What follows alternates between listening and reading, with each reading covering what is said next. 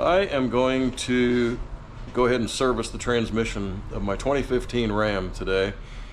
It has the PPE pan in it already, so I've got a place to a good place to drain the fluid out in that pan, unlike the stock plastic pan where the drain plug is above the exhaust pipe.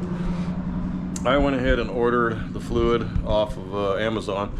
This is the box it came in, and yes, I had to get a little extra because the PPE pan holds a couple more quarts. But I went ahead and got the real deal, the ZF Lifeguard Fluid 8. This is the same stuff as the Mopar. ZF makes it for Mopar, and they put it in the Mopar bottles. But this is the exact same fluid. So whatever you can get cheaper, if you can get the Mopar or the ZF Lifeguard Fluid 8, I found this to be cheaper at the time of my purchase. I can put a link in the description of the ones I bought here, and they have different amounts. You might need a couple less, few less, you know, if you don't have the extra capacity aluminum pan like I have in my truck. So yeah, this fluid, one of the first things it says on the back is to shake the can vigorously for 15 seconds prior to using it. And so I will do this for every one of these bottles and then pre-open the bottles, just so I'm not fumbling with that underneath the pickup when it comes time to fill it. I've got my ugly shirt that doesn't matter if I get any stains on it. Same with my shorts and my grubby shoes. And the other thing that I like to have on me, I have this. I can pull it up. I can pull it up all the way up there, and with my glove on, when I'm removing that bolt, you're really close to that exhaust. So it's real handy to have something to not be touching that exhaust when your vehicle's running during the final fill procedure. So today's the fluid. In a couple days, I'm going to be doing gear, rear end. I've got the limited slip, so I've got the limited slip additive. Then I'm going to be doing ball joints on this 2015 Ram pickup. I'm going to be doing universal U-joints on the rear drive shaft. I've got projects coming up all over the place, so if you want to hit like and subscribe and see some of those other projects, I constantly work on this Ram, just doing preventive maintenance. Also, I just like to keep ahead of the game. Now, when I did this transmission pan, the PPE pan, it was about a year ago, maybe a year and a half ago actually. And I of course did a drop and drain at that time. And the PPE pan, taking a couple extra quarts, I ended up with I think about 7 quarts of fresh fluid in there. But as you're aware, that doesn't replace it all for sure. So I had in my mind that you know, not too distant in the future, I need to do another flush, and that's why I'm doing it today, just to do another one. And then in another year, I'll probably do another flush, just to keep some fresh fluid going into this on a regular basis, so that it doesn't get too old and icky. This fluid is green. You know, the warranty's long gone on this pickup. It's 11 years old, 115,000 miles, so I'm not worried about a warranty issue. If your vehicle is under warranty still, you definitely shouldn't put red transmission fluid in there. Even with that aside, the warranty issue, yeah, I still wouldn't want to mix the colors myself. Some people don't care. You know, you don't see that color floating around in there. I don't know how well the two mix together, if there's some chemical reaction differences between the two, because some of that AMSOIL is made for multiple vehicles, and if they're putting additives in there to meet the specs of a different vehicle, and you know, so they can sell it all under the same cap, I don't want to take any chances like that, because it clearly says in the ZF procedures that I was reading online, says that you don't put additives in this 8-speed transmission. This is of course the 8HP70 transmission, and I actually have a nice additive that I would like to put in there. I would love to put this Geocat Ultra Protection Reducer automatic transmission supplement. I put this into my engine because after all the research, not the transmission one, but you can get the engine oil bottle from Jilcat. That stuff is amazing. Oh my God, I think that's going to make my engine last 500,000 miles. And they put that in a lot of emergency vehicles and things like that. Do a little research on that Jilcat stuff and see what you think. But having said that, because of the warnings that ZF puts out on the transmission additives, I did not put that in my transmission. I've just tried to be real safe and keep it with OE on that tranny. Exactly what the engineers say that fluid needs to be, which is the ZF Lifeguard Fluid 8. ZF put the instructions out for this transmission, for this pickup, of how to properly fill it, the fill procedure. They did not take into account the Ram pickup. I verified this by communicating with ZF. The transmission in these pickups sit crooked, and if you don't raise the back of these pickups up to make the pan rail level, you're going to underfill that transmission, according to this guy I talked to, about a quart of fluid. Is what he said, a liter, but anyway, something like that, a liter or a quart. Anyway, a significant amount, and that is scary to me. You don't want to underfill these. Has been verified by ZF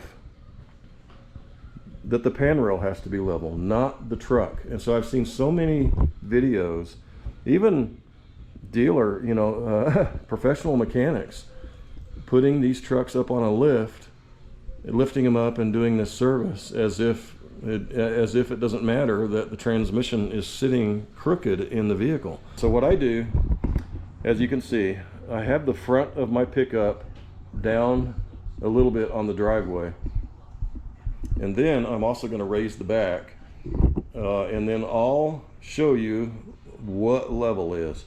Every pickup's different. I've got a 2-inch level kit on the front. Every driveway and garage and surfaces are obviously different, so it might be different for you, but I have a feeling I'm going to have to jack the back of this up at least 10 inches or so. We'll see. But then the other piece of it is you really need to drive it, and the wheels need to spin in order to get it up into second gear, as part of the fill procedures say to bring it up driving into second gear. So for those people who do it sitting level, just with with nothing, they've underfilled their transmission, and they're going to be regretting that down the road, I think. I could be wrong. I am not a certified mechanic. This video is for entertainment purposes only.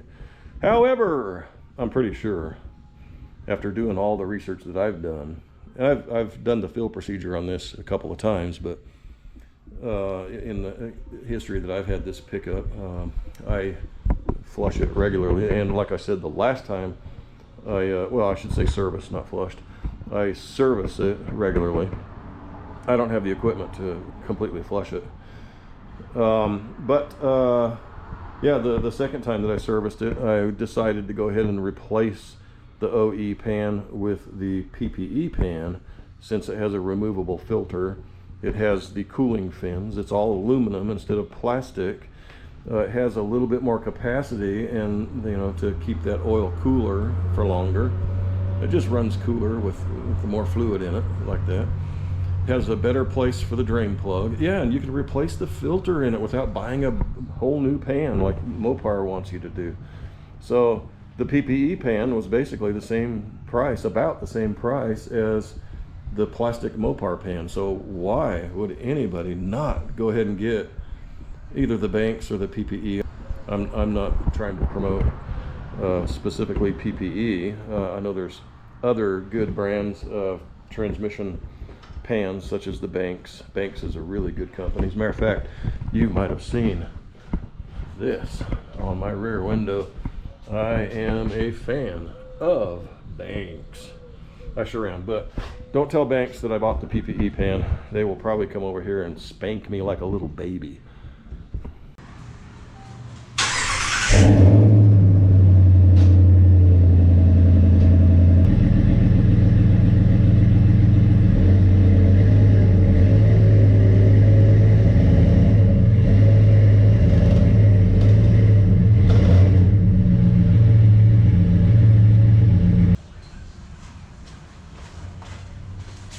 forget the wheel chocks.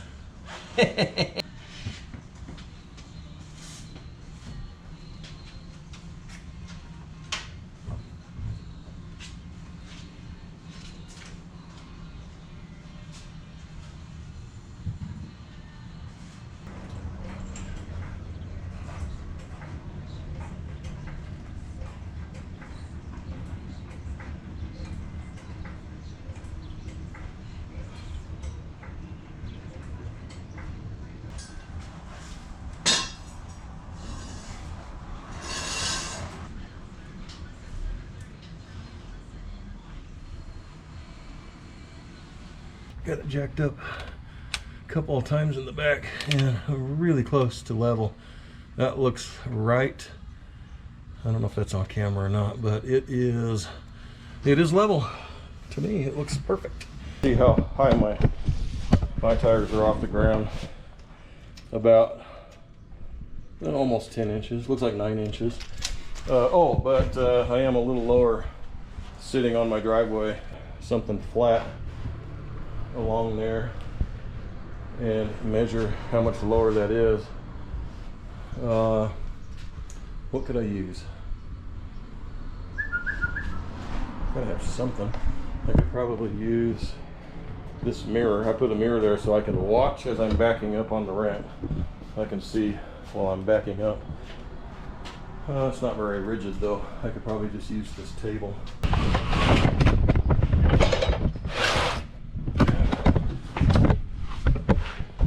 Put the front of that right where the front tire hits the ground and measure that. That looks like 1 3/4 inches. So I got another 1 3/4 inches up there, and 9 inches. Tires off the ground 9 inches. So 10 3/4 inches. Looks like I have a tiny slope of my driveway. I have a tiny slope of my garage floor, but that is very minor sloped. So 9 inches in the back, 1 3/4 inches by sitting in the driveway a little bit up there, measured from the table method. Looks like I'm jacked up total of about 10 3/4 inches in order to get the pan rail level.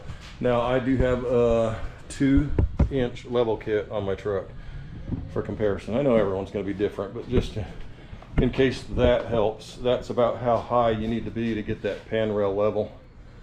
There's no way to do this procedure with the vehicle level.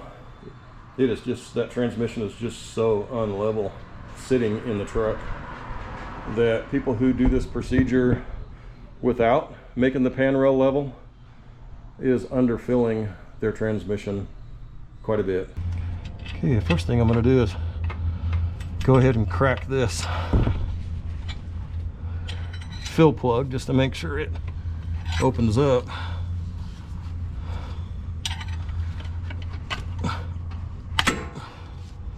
There we go. There we go.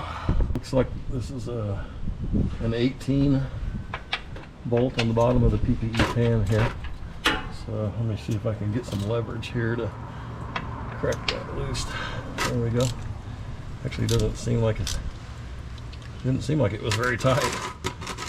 It's probably fine though. I don't need an extension here. Extension is just getting in my way. All right, so I'm going to try my best to measure everything that comes out.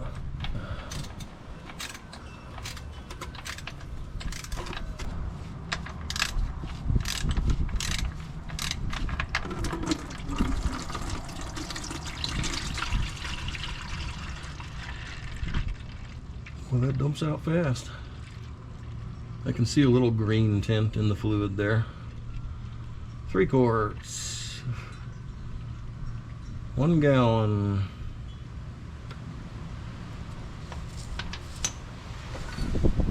Five quarts.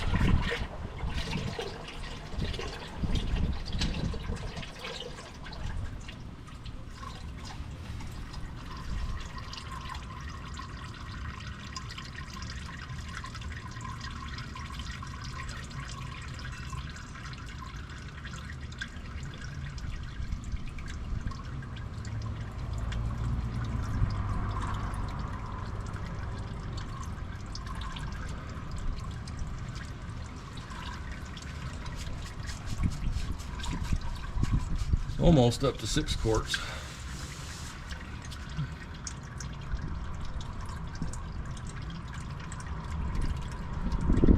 I think I will just let that drain a little bit.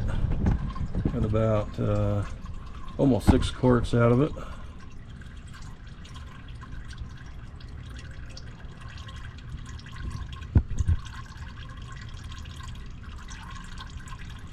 Fluid looks pretty good. This is green fluid in the first place, not red. And it doesn't look too bad for 115,000 miles, but of course this is my third change, my third service.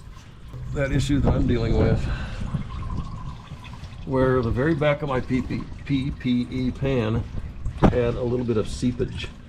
I looked on the top really good and there was nothing coming from the top down, so it was definitely a slight seepage leak from the PPE pan, probably the gasket. I just tightened them a little bit in the back, and so I'm going to see if that is going to stop it. If not, then I'm going to be doing this again and putting a new gasket on this pan. I want to clean it off real good and then keep an eye on it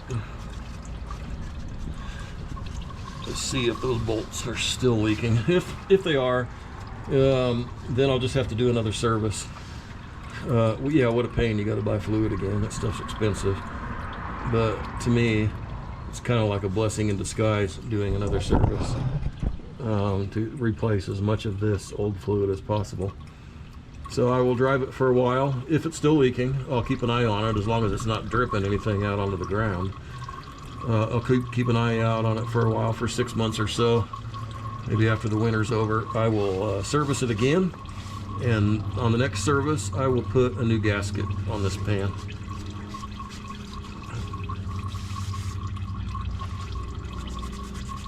Put a new gasket on it when I did it, I think.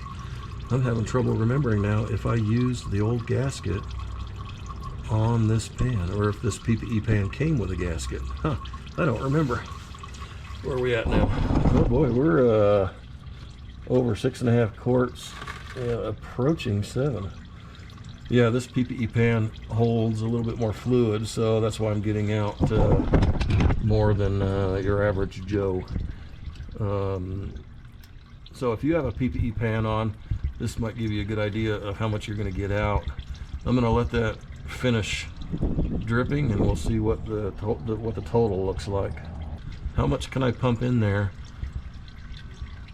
before it starts coming out? And then of course I have to do the final fill check when the vehicle is running. I hate doing that, but you got to do it. They make us do it, so we got to do it. Okay, it looks like right around 7 quarts for me anyway, where I ended up. I'm gonna go ahead and recap this to wipe off on the tip of this PPE cap. The tip of that's magnetic, and I'm seeing just a little bit of junk, not much, just, you know, that typical stuff you see. Make sure there's no I'm not pushing any junk up into my transmission. Clean this off really good. I actually had it sitting on the ground, which I shouldn't have done. I should have set it in a clean spot. And I wasn't even thinking. So I actually had, I think, a little bit of junk on here. Boy, one little granular that gets in the wrong place of a solenoid, you could really, oh, and there I go, I cleaned it all off, and then I dropped it again. And now it's rolling down my driveway.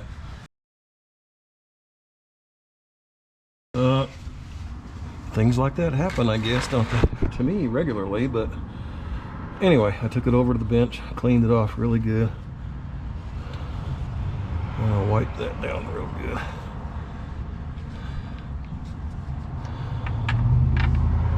Let's put that drain plug back in. I don't know if PPE provides a proper torque spec for this or not. It does have the little rubber grommet on it. So I'm just gonna snug it really good right about there.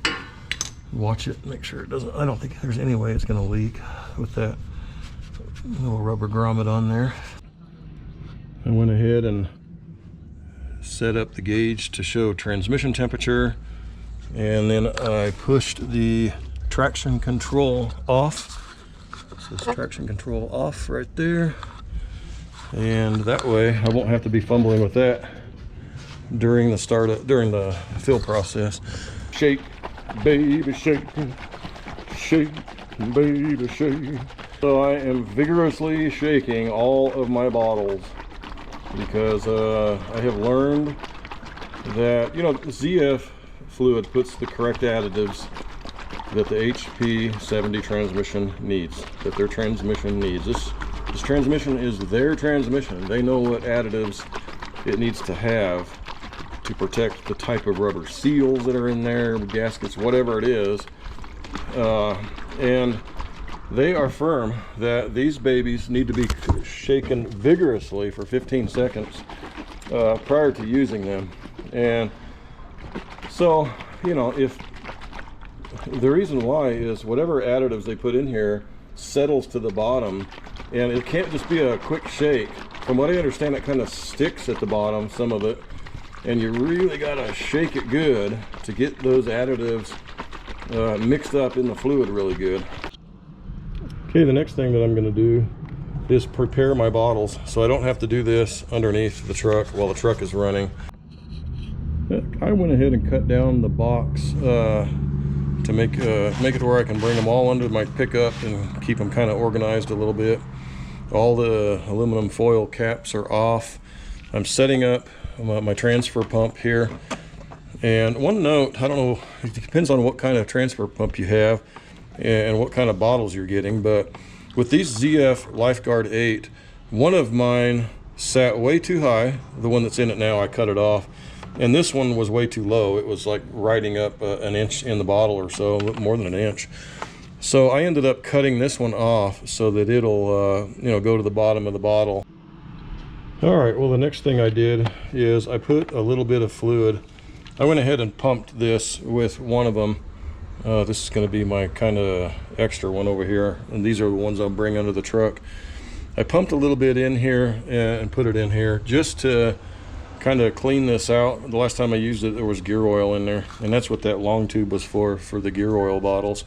And I will have to get another pump when I do my gear oil, but oh well, that's okay. They're like, what, $5 or something. The other thing I did was I put a little gear oil, or excuse me, transmission fluid on this shaft right here because it was sticking quite a bit. And once I put something on this, then it I think it helped it. We'll see when I get under the truck if that did any good or not. There we go. Okay, I'm gonna go ahead and start filling this thing up. Got my box of bottles here ready to go, and not gonna let that touch the ground. Okay, I'm gonna try to route that where it'll stay in there. I don't know if that'll, once I start the truck, that's gonna get really hot. That'll work for while I'm doing the initial fill. Let's see how many bottles will go in there. I don't know if I'll film all of these going in, but okay, we're on the first bottle. I'm curious to see how much I can fit in here before the startup procedure. I'm gonna at least get as much in here as will go in here before starting it up. I'm already at 102 degrees and the truck hasn't even been started, and I mean, hasn't even been running in over an hour or so since I backed it up on the ramps, maybe 45 minutes ago. I've been going really slow, waiting for this to drain out and setting up the bottles and all that stuff. I've just been tinkering for like the last 45 minutes or an hour or so. I'm not in a hurry. I'm not trying to break any time records here. As a matter of fact, if this is the only productive thing I get done today, I'm okay with that. I'm going to bring the box out a little bit more where I've got more room. There we go. A little easier to pump this in.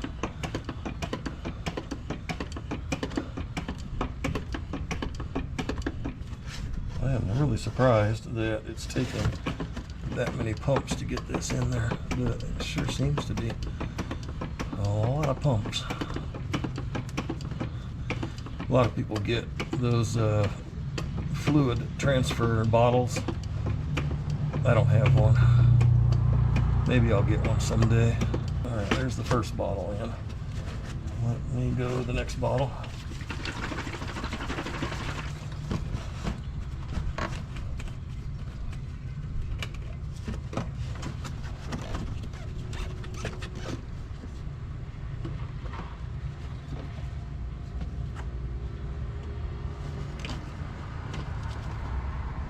$17, $18, $19, $20, $21, $22, $23, $123, $24, about 124 pumps for a bottle. Yeah, I don't know. Maybe I ought to get one of those transfer bottles just to make this job a little easier. Huh? Okay, there we go. I got about, let's see, let me put this plug in real quick. Oops, let me move that over just a bit. Try to get that plug in there. Just hand tight for now.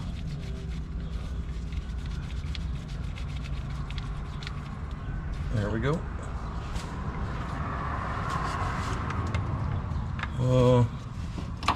Let me take a look here.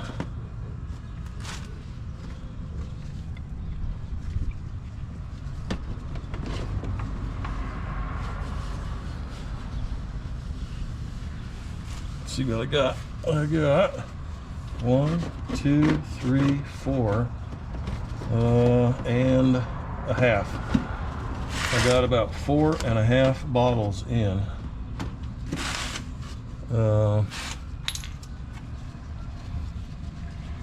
Yeah, 4.5 bottles in. Try to route this thing where it's not on the exhaust if I can help it. I don't know. Maybe it's okay to touch the exhaust for a little while. Hope it doesn't burn my hose there. It should be okay for a little while I'm pumping that in. All right, here we go. Let's start the truck up and take that plug out and fill it up some more.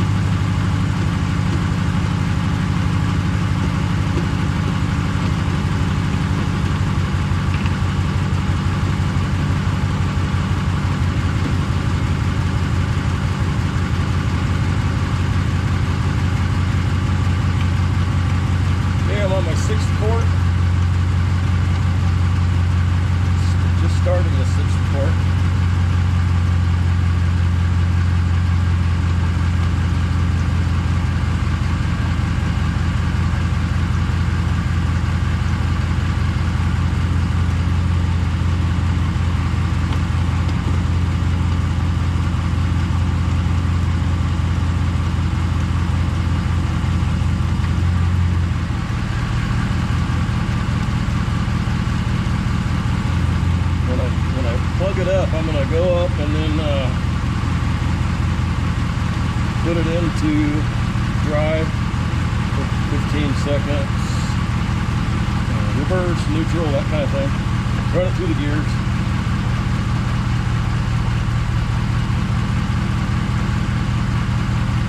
And then I'm going to spin the back tires and let it run into second gear.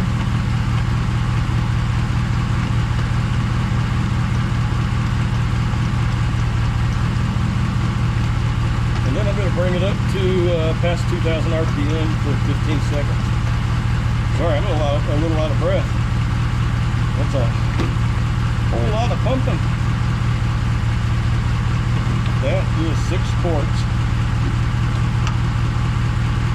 I'm hoping that I can get all 7 of my quarts in there.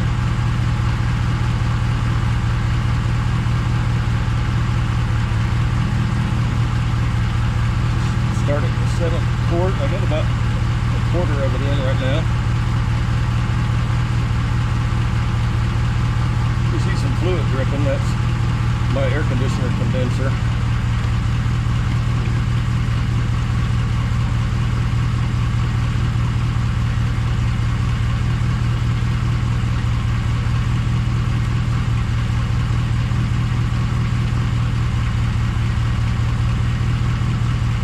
If I get more than 7 quarts in, that means my transmission has been leaking a little bit in that back spot. There we go. We've got fluid coming out. I'm going to try not to burn myself. Put that thing in.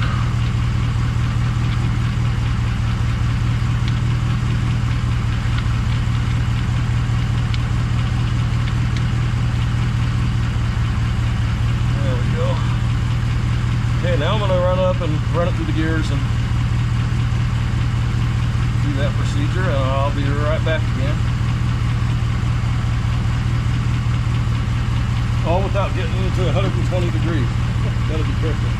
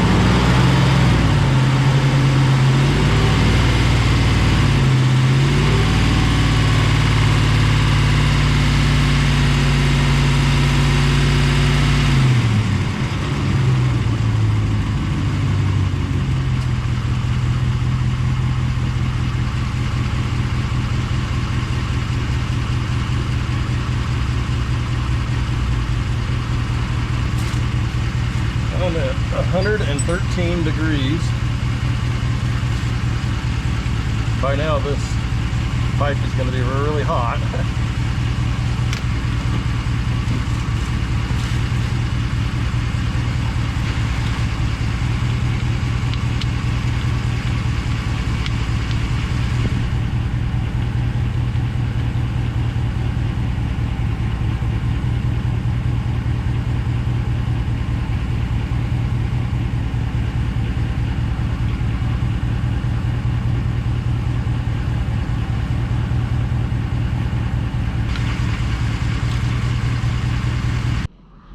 Well, although I got 7 quarts of transmission fluid out of my transmission.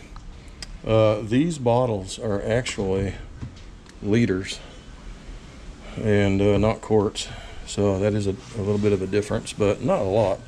You look over here, I ended up getting 6 3/4 liters out. As far as the hex that you'll need to get that fill bolt out, it's an 8. You can either just use a regular socket like this. I can put a link in the description. These are like $6 for individual, or you may as well get a whole kit for like $14 is what that one was. Or this right here. If you already have a set of Allen wrenches, this works wonderfully. It's not that great for quickly taking the bolt on and off once it's already loose, when you're needing to plug it and then go start the vehicle and all that. It's handy to have something quick and easy like that. However, if you need a socket set, however, if you need an Allen wrench set, I'll put a link. For about $10 you can get not only this whole thing, but also the SAE equivalent of it. So you'll have 2 of these, a metric and an SAE set, for just over $10. So I'll put a link in the description for that. Thanks for joining me. Let me know if there's any comments or questions. There's a lot of shops that they love to use their lifts for obvious reasons. It's so much easier using a lift to do this job. But if you lift this truck up level on a lift and follow this fill procedure, you're going to be, according to ZF, you're gonna have it underfilled like a whole liter. So yeah, so that's not good. Anybody who had the shop do this and they think they know what they're doing, you might want to do this procedure yourself, you know, with the proper lift in the back to get your pan rail level, and recheck it. Just recheck it yourself, because they think they know what they're doing. Hey, I think I know what I'm doing, and I might be wrong too, but we're all human, right? But anyway, I did do a lot of research on it ahead of time, and ZF admits that those procedures they have online for the HP70 and many others fail to mention the awkwardness of the Ram pickup, the way the transmission sits unlevel in these. It doesn't even cover that. But if you look into it, then sure enough, you'll find out that the pan rail has to be level, not the vehicle. So anyway, if I'm wrong, give me 60 lashes. Don't sue me. Hey, do this at your own risk. This is for entertainment purposes only. I am not a mechanic. I have no idea what I'm doing. So if you do what I'm doing, you might totally F up your pickup. Just want to put that out there. Even though I did do a lot of research. And yeah, if you're going to do this process yourself, save a bunch of money, I am confident to tell you that you probably should do this right here. Lift that baby up. Well, thank you for joining Jimpressions on this PPE transmission service process. It's sure nice to do this and have that peace of mind that your vehicle has some fresh fluid in the transmission. Yeah, if you got anything out of this, I'd sure appreciate a like and subscribe, and let me know if in the comment section if there's any questions, comments, anything I did wrong or should have done better. Yeah, like take the emergency brake off before trying to run it into second gear. Sheesh, sheesh, what's wrong with you? I can just hear the people out there. Well, they didn't know I did it until I admitted it. But hey, you know, I'm not going to pretend like everything went perfect unless it goes perfect. Then I will brag a little. Hey man, look how perfect this was. Well, mission accomplished. It's not too bad. You just got to jack it up and get under there while it's running. But not a bad job, I guess. I don't like doing it, but it's got to be done. It's got to be done. Thank you for joining me, and please hit like and subscribe. I'd sure appreciate it. And have a great day. Thank you.